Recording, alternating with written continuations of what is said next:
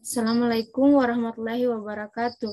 Terima kasih atas kesempatan yang diberikan kepada saya untuk mempresentasikan materi mata kuliah sanitasi dan kesehatan lingkungan.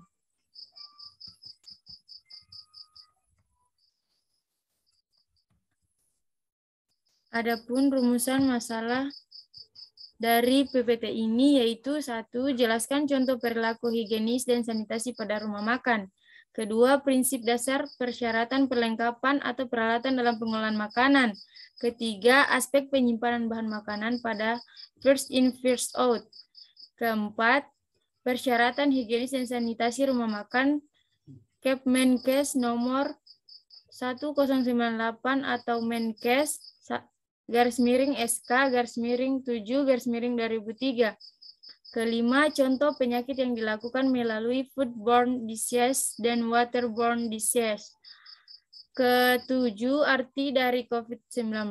Kedelapan, upaya pencegahan wabah COVID-19 pada lokasi rumah makan melalui aspek higienis dan aspek sanitasi. Adapun tujuannya, 1. Untuk mengetahui contoh perilaku higienis dan sanitasi pada rumah makan. Kedua, untuk mengetahui prinsip dasar persyaratan perlengkapan atau peralatan dalam pengolahan makanan. Ketiga, untuk mengetahui aspek penyimpanan bahan makanan pada first in, first out. Keempat, untuk mengetahui persyaratan higienis dan sanitasi rumah makan. Kelima, untuk mengetahui contoh penyakit yang dilakukan melalui foodborne disease dan waterborne disease. Ketujuh, untuk mengetahui arti dari COVID-19. Kedelapan, untuk mengetahui upaya pencegahan wabah COVID-19 pada lokasi rumah makan melalui aspek higienis dan aspek sanitasi. Adapun pembahasannya, 1. Contoh perilaku higienis dan sanitasi pada rumah makan. 1. Mencuci tangan hingga bersih setiap kali akan makan di sebuah rumah makan. Kedua, menjaga kebersihan peralatan dan bahan makanan yang akan diolah. Ketiga, membuang sampah pada tempatnya yang disediakan oleh rumah makan.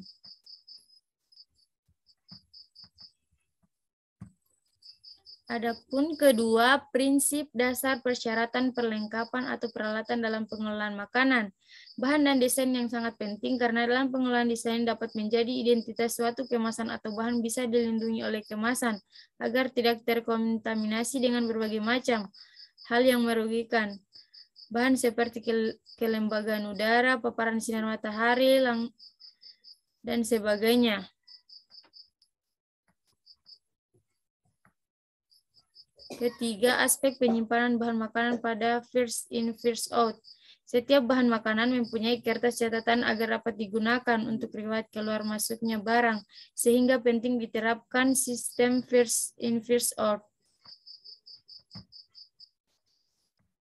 Keempat, persyaratan higienis dan sanitasi rumah makan Kepmenkes nomor 1098 Menkes SK 7/2003.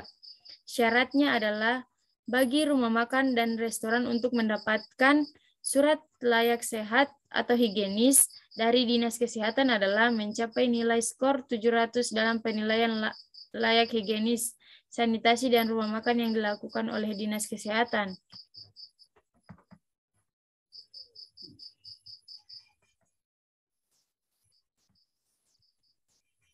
Ketujuh, contoh penyakit yang dilakukan melalui foodborne disease dan waterborne disease. 1. Tifus disebabkan oleh bakteri Salmonella, kolera disebabkan oleh bakteri Vibria cholera, disentri disebabkan oleh peradangan pada usus, Campylobacter disebabkan oleh demam dan diare. Arti dari COVID-19 adalah penyakit virus corona karena diambil dari kata coronavirus dan disease. Sementara angka 19 mewakili tahun 2019, waktu pertama kali virus ini ditemukan dan dilaporkan pada WHO.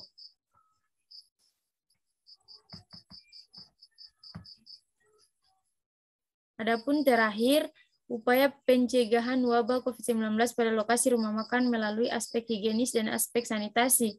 1. Menyediakan tempat atau fasilitas seperti tempat cuci tangan, dan sabun yang mengalir. Kedua, menerapkan pembatasan kontak fisik.